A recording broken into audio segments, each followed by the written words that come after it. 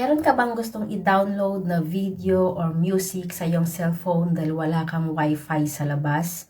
Alam naman nating lahat na ang YouTube ngayon ay may bayad pag nag-download ka.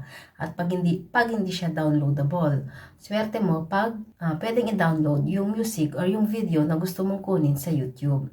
So, ang video na to ay para sa'yo. Tara!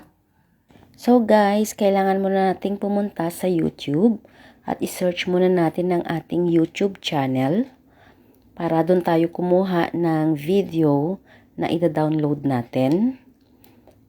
So pipiliin natin yung medyo mahaba ang oras gaya ng 10 minutes timing. So piliin natin itong Malunggay Benefits. Pero ipapakita ko muna sa inyo kung paano mag-download gamit ang diretso sa YouTube. Pindutin mo lang yung download video na nakalagay dyan. Pagkatapos, dadaling ka niya sa YouTube Premium.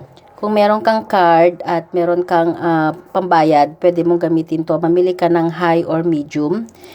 Tapos, punta ka sa Go YouTube Premium. Tapos, kung may redeem code ka, gamitin mo yung redeem code. Kung may ad billing ka, gamitin mo yun. Pero kung wala naman, ay okay lang. Meron naman tayong apps na pwedeng gamitin para mag-download na kahit na wala kang ibabayad. Moving on, may makikita kayong 3 dot dyan sa gilid na yan.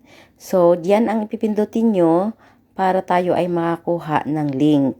Makikita mo yung share. Pindutin mo lang yung share. At pagkatapos yung copy link.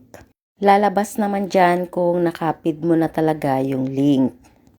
Ang second step natin is kailangan nating lumabas at pumunta tayo sa Google.